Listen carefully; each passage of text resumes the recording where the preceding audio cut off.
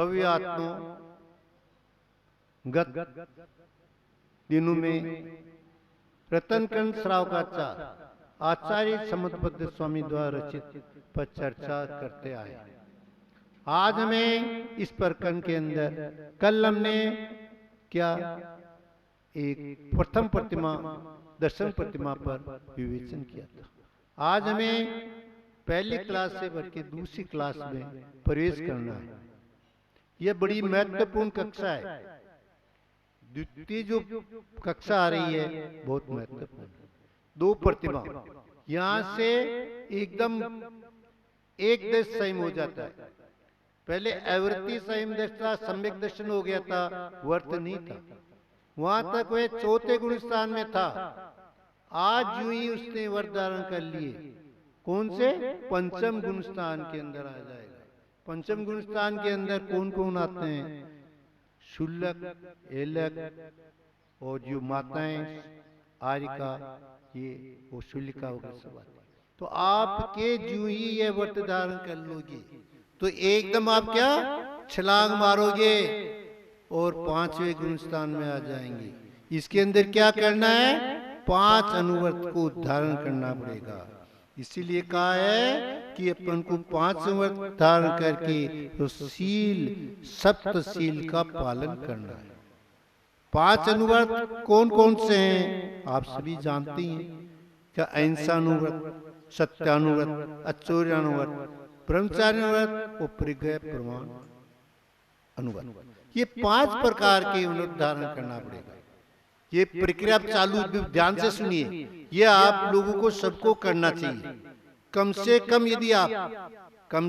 यदि आप मुनि नहीं बन सकते, शुल्लक नहीं बन सकते, आरिका नहीं बन सकते, शुल्लिका नहीं बन सकती है, कम से कम आपको ये व्रत धारण कर लेना चाहिए। इस व्रत के धारण करने के बाद आपको ये निश्चित हो जाता है कि मेरे को देवगति मिलेगी। क्योंकि जब जिस आदमी के ये व्रत धारण करने के भाव होते हैं कि उसकी या तो पहली 3 गति का बंध नहीं हो, क्या कौन सी? नर गति, त्रिंश गति, मनुष्य गति का बंध नहीं हो, या उसकी देवगति का बंद हो गया हो, वही धारण करे। या अभी नहीं हो तो अब जो धारण करेगा वो देवगति में जाएगा। तो आपको यदि आपको देवगति में जाना है, आपको देव स्वर्ग में जाना है, देव बनना है, तो व्रत धारण कर लो। आपका सम्यक तो हो गया है, परंतु उसको अब आपको निश्चितता करने के लिए आपको क्या करना पड़ेगा? व्रत धारण करना पड़ेगा। ये व्रत प्रतिमा लेनी पड़ेगी। जब आपका निश्चित होगा, आप चाहो कि मैं सम्यक दर्शन प्राप्त करके सम्यक दर्शन का जो प्राप्त किया वो तो क्या है दूसरी गति में जा सकता है। जैसे पहली मान लिया किसी ने नर गति का बंद कर लिया तो नरक में भी जा सकता है, त्रिंश में भी जा सकता है, मनुष्य में भी जा सकता है। कि त्रिंश और मनुष्य में जाएगा तो भोग भूमि में जाएगा, नरक में भी जाएगा तो क्या होगा? पहले नरक में जाएगा।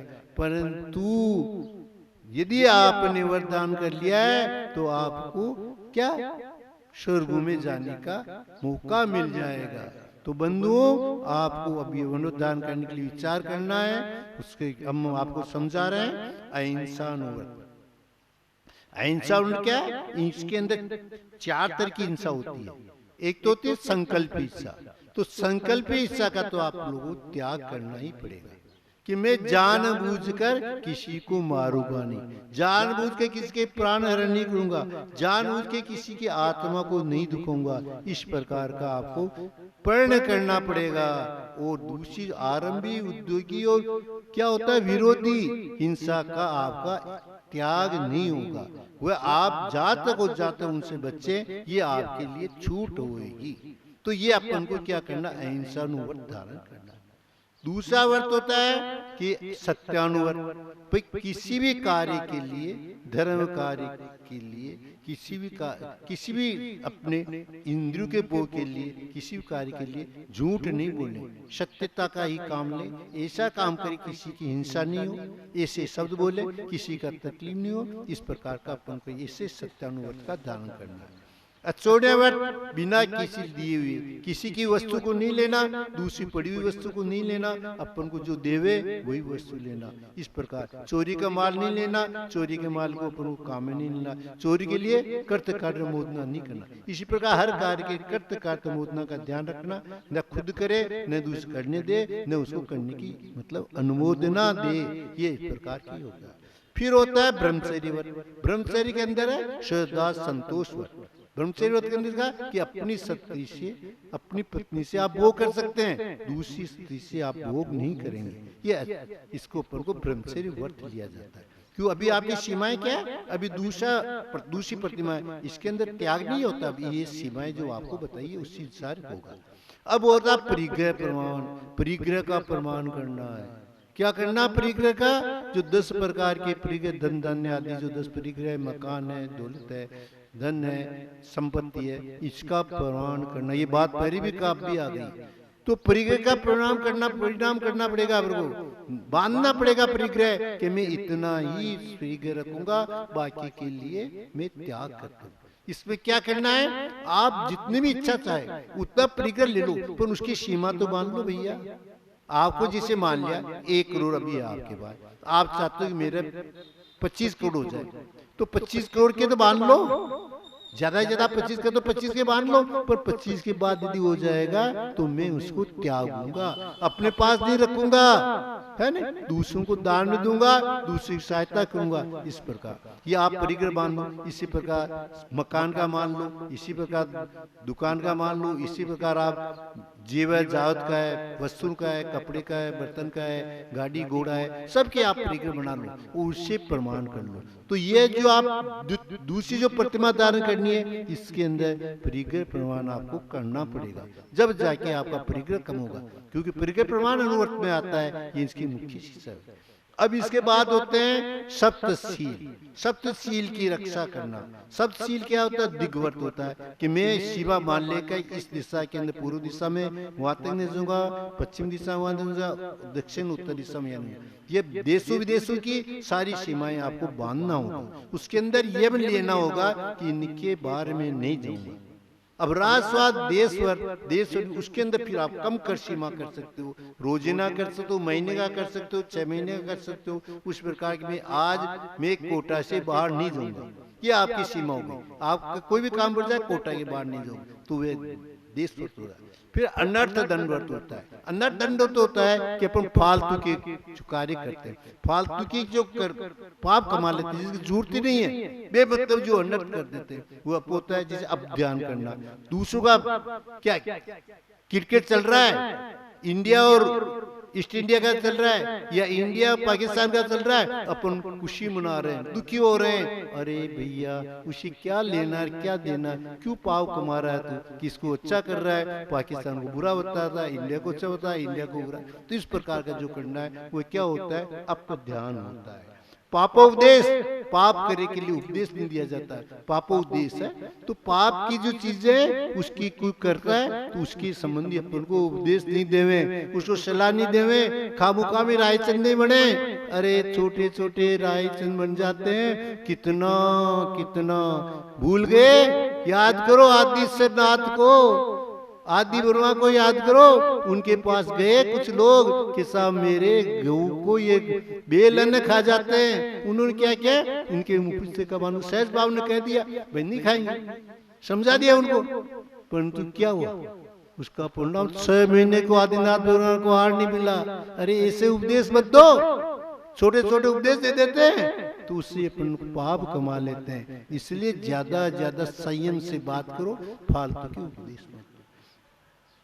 फिर होता है परमार्थ से, अपन बिना से चल रहे हैं, हरी पत्ती दिखे तोड़ लिया, काम का खड्डा कर लिया, बेटे बेटे कुछ खुसरा खुसरी करते थे, किसको बेटे बेटे कंकर पेटते, बेटे बेटे क्या करते थे। भैया ये परमार्थ क्रिया मत को, पानी टंकी का पानी खोल दिया, नहा रहे आराम से, घंटा भर बैठे नीचे, गर्मी का टाइम, अरे कितना पानी।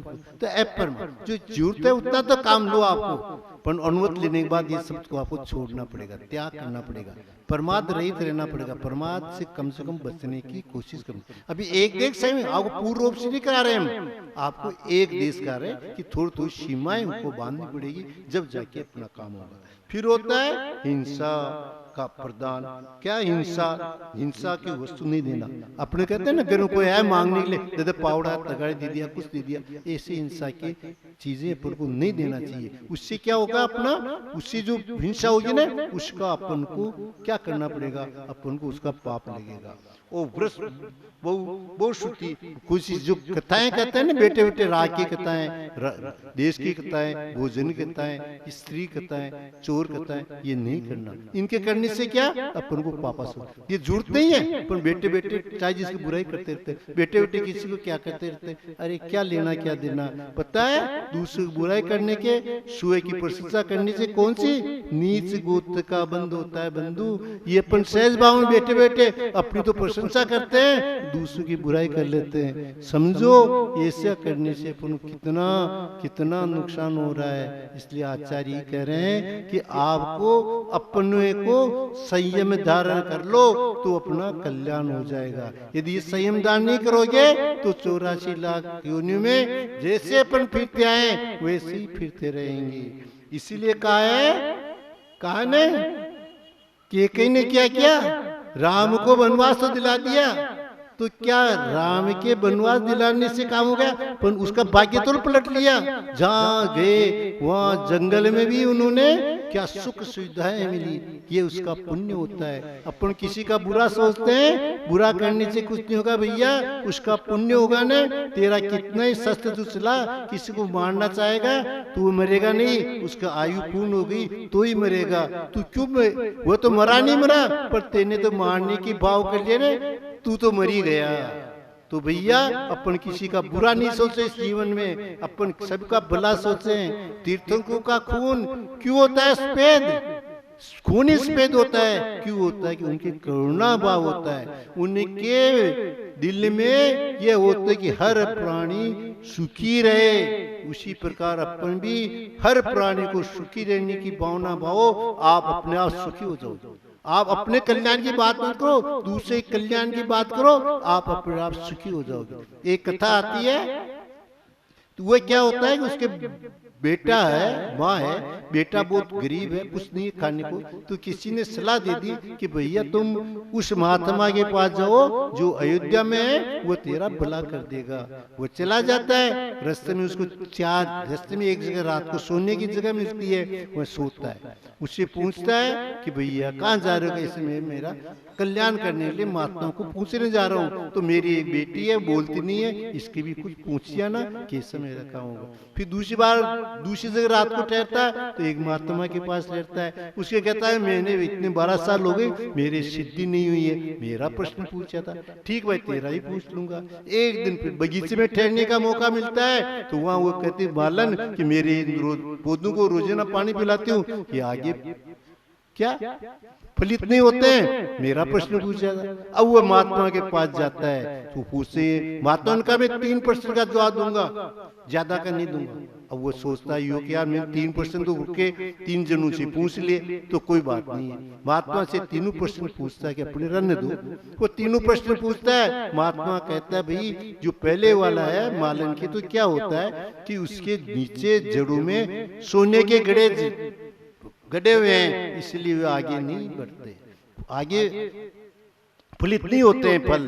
और दूसरे ने कहा कि दूसरे जिस ऋषि के जटा में कुछ रत्न रखे हुए हैं, उस रत्न का ध्यान है, इसलिए वह सिद्धि नहीं कर पा रहा है।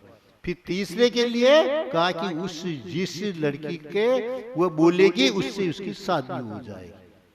3 बातें कह दी, वापिस आता है, वह मालन के पास जाता है, वह तेरा धन के गड़े गड़े खोदते हैं, 4 गड़े मिल जाते हैं, 1 गड़ा उसको सहज में मिल जाता है। फिर बाद में महात्मा के पास जाते हैं, महात्मा कहते हैं भाई तुम्हारे सिर के अंदर इस प्रकार रत्न पड़े, इससे सिद्धि। महात्मा के रत्नों को फेंको, ले भाई तुम ले जा, रत्न मिल गए उसको।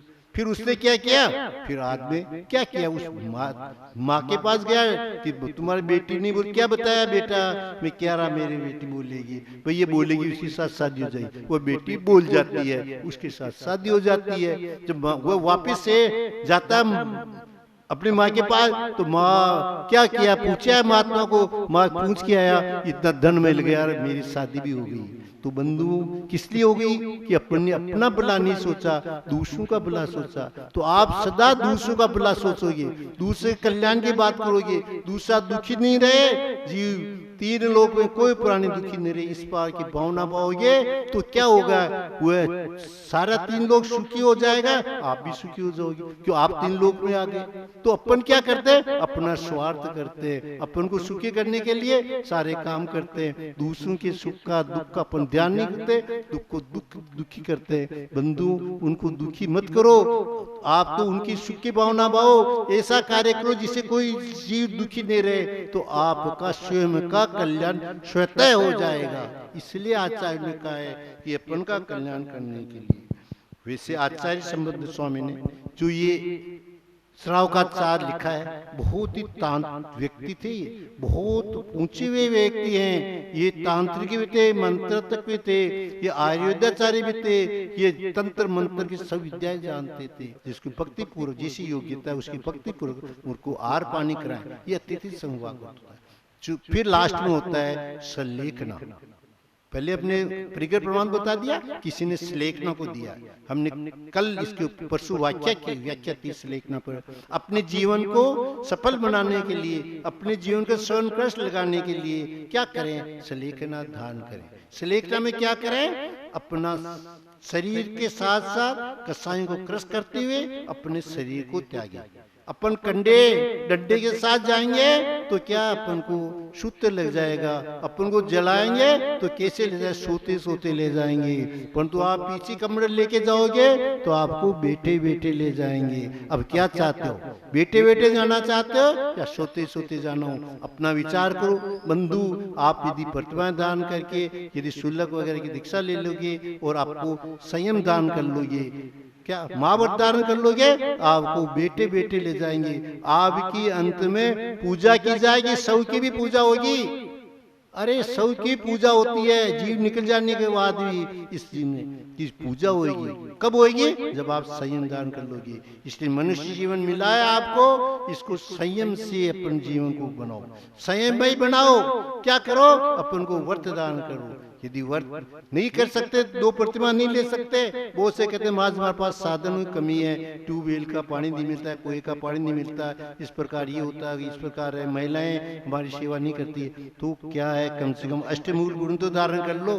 चलो हम नीचे आ जाते हैं, अष्टमूल गुण तो धारण कर लो, जेडी हो तो कम से कम अष्टमूल ज्ञान धारण कर लो तो जेडी कहलाओगे, वरना जब तक तो जेनी भी नहीं कहलाओगे, है नहीं। जब तक कहता है चौथा गुण स्थान होता है ना, जब क्या होता है, गृहस्थी कहलाता है। जो आप दूसरी प्रतिमा ले लोगे, आप श्रावक की श्रेणी में आ जाओगे। इसलिए श्रावक बनो, हम ये उपदेश देते हैं। श्रावक नहीं बनो तो कम से कम गृहस्थी बनने के लिए कम से कम क्या करो, जो आपको 8 जो मूल गुण उनको धारण कर लो और सप्तव्यसन को त्याग दो। इस प्रकार हिंसात्मक कार्य को त्याग दो तो आपका संयम रह जाएगा।